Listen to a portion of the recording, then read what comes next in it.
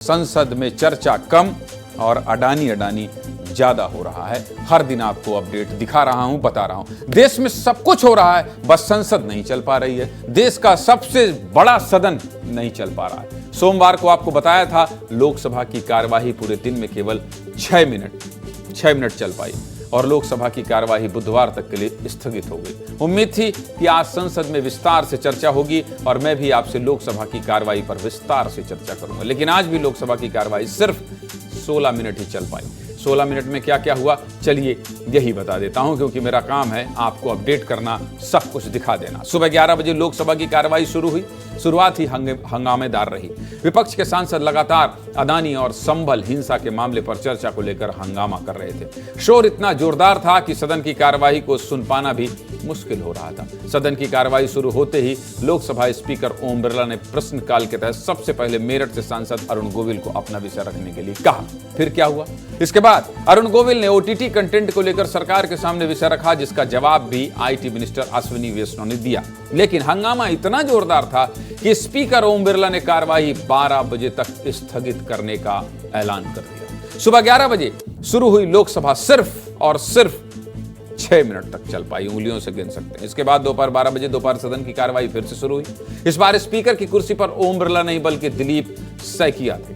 कार्यवाही दोबारा शुरू होते ही विपक्ष ने फिर से हंगामा शुरू कर दिया। मुद्दा वही था, अदानी पर चर्चा की मांग और संभल हिंसा के आरोपियों पर कार्रवाई। इस बार भी सदन की कार्यवाही 10 मिनट तक ही चल पाई। हंगामा बढ़ता देख दिलीप सैकिया ने सदन की कार्यवाही को कब तक, गुरुवार सुबह 11 बजे तक के लिए स्थगित कर दिया। मतलब आज नहीं चल पाई, कल 11 बजे जो भी होगा आपको दिखाएंगे और बताएंगे।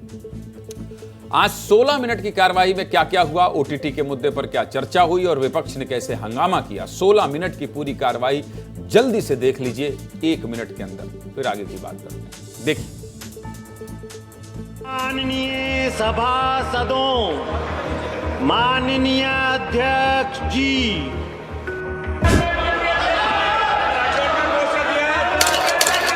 प्रश्न संख्या 21 श्री अरुण गोविल।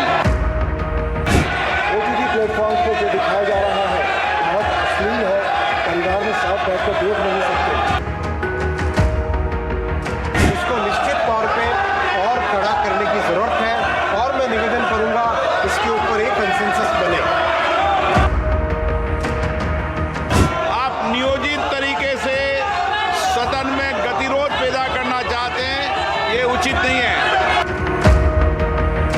माननीय सभापति जी। नंबर 2 श्री गजेंद्र सिंह शेखावत जी।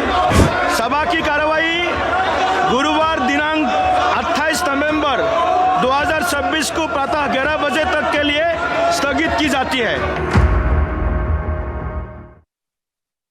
आज लोकसभा की कार्यवाही के लिए कांग्रेस नेता और नेता विपक्ष राहुल गांधी भी पहुंचे थे। राहुल गांधी सदन के अंदर तो कुछ नहीं बोले, लेकिन सदन के बाहर राहुल गांधी ने अदानी के मुद्दे पर सरकार को घेरा और गौतम अदानी की गिरफ्तारी की मांग की। क्या कहना था राहुल गांधी का, सुन लीजिए।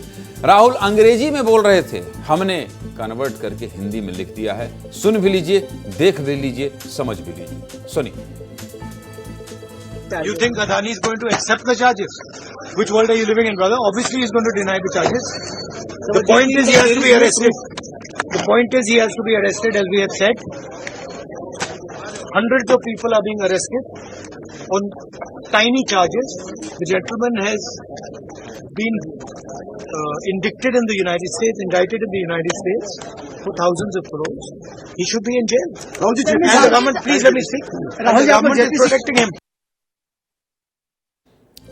गौतम अदानी के मामले को लेकर राहुल गांधी सरकार को लगातार घेर रहे हैं। दरअसल 21 नवंबर को यूनाइटेड स्टेट्स अटॉर्नी ऑफिस की ओर से कहा गया था कि गौतम अदानी ने भारत में सोलर एनर्जी से जुड़ा कॉन्ट्रैक्ट हासिल करने के लिए भारतीय अधिकारियों को $265 मिलियन यानी कि करीब 2200 करोड़ रुपए की रिश्वत दी या देने की योजना बना रहे थे। इस पर आज अदानी ग्रुप ने सफाई देते हुए कहा कि चेयरमैन गौतम अदानी, उनके भतीजे सागर अदानी और सीनियर एग्जीक्यूटिव विनीत जैन पर अमेरिका में रिश्वत से जुड़े कोई आरोप नहीं है।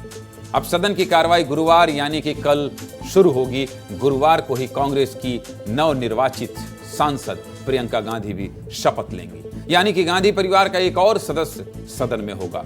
मामला बहुत रोचक होने वाला है। लेकिन आज जो दिन भर हुआ उसको लेकर दिल्ली क्या कह रही है, यही तो जानने के लिए मुझे चलना पड़ेगा दिल्ली। अमृत, ये जो कहानी में बता रहा था, ये जो मैं खबर बता रहा था, इसमें किसी का नुकसान नहीं हो रहा। दरअसल आपके पॉकेट में जो पैसा है और मेरे पॉकेट में जो पैसा है उसका नुकसान हो रहा है। अगर देश का सर्वोच्च सदन इस तरह से हंगामे के भेंट चढ़ेगा तो कितने पैसों की बर्बादी होगी और क्या आसार आपको दिखाई दे रहे हैं। लगातार हम अडानी मामले पर विश्लेषण कर रहे हैं। आपको क्या लग रहा है, क्या कल संसद सुचारू रूप से चल पाएगी? अमृत तिवारी। ज्ञानेंद्र जी, आप बिल्कुल सही बता रहे हैं। देखिए, सदन का जो चलता है उसका जो पूरा खर्च होता है, लोकसभा और राज्यसभा मिला दें तो प्रतिदिन 2.5 करोड़ रुपए का खर्च होता है, जो कि वहन करना होता है। देश को, अपने टैक्स पेयर जो है उसको वहन करते हैं, उनके पैसों से होता है। अब जब यह मामला स्थगित होता है तो सोचिए कितने का नुकसान होता है। क्या अब सवाल उठता है कि विपक्ष जो जनता की मुद्दों को उठाने के लिए वहां मौजूद है, क्या उसको सही तरीके से उठा रही है? यहाँ विपक्ष भी मुद्दों को लेकर खंड खंड बटा हुआ नजर आ रहा है। राहुल गांधी अडानी की तो बात कर रहे हैं, लेकिन गौर करना यह होगा कि क्या वाकई विपक्षी दल अडानी को लेकर के उतने ही तेवर गर्म रखे जितना राहुल गांधी है? जी नहीं, ऐसा नहीं है।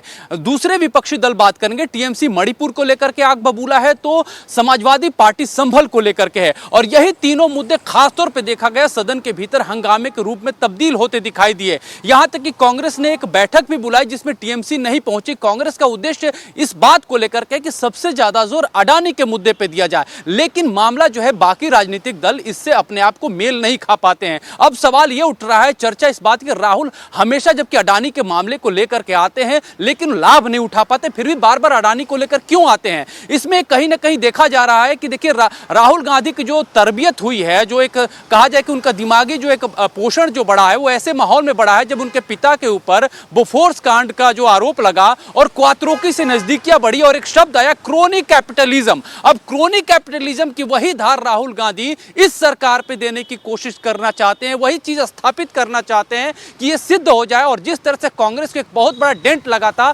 उनकी ये मंशा है कि शायद इससे कहीं ना कहीं भारतीय जनता पार्टी को भी वो डेंट लगे। अब ये स्कूलिंग कैसे है, किस तरह की, हम इसको नहीं, इसकी व्याख्या ज्यादा नहीं कर पाएंगे, लेकिन इसके चलते कहीं ना कहीं भारतीय जो एक कहा जाए कि जो टैक्स पेयर हैं उनके पैसे जरूर बर्बाद हो रहे हैं। हिंडनबर्ग केस में क्या हुआ था, जब मानसून सत्र देखे होंगे, सारा विवाद हुआ, सत्र सही से नहीं चल पाया। हिंडनबर्ग जो है शॉर्ट सेलर कंपनी है, उसने तो तकरीबन जो कि आंकड़े बताते हैं जो अर्थशास्त्र के जानकार लोग हैं कि वहां से उन्हें 50 मिलियन से लेकर अमृत साफ है, का फायदा हुआ। एक बात तो साफ है जो आपके विश्लेषण से भी और लोकसभा की तस्वीरों से जो हम खबर बता रहे हैं, इससे साफ साफ दिखाई दे रहा है कि राहुल गांधी कम से कम अडानी मामले पर पूरे सदन के दौरान, जब भी सदन की कार्रवाई चलेगी, शांति नहीं बरतेंगे। और कल बहन प्रियंका गांधी भी सदन में शपथ लेने वाली हैं।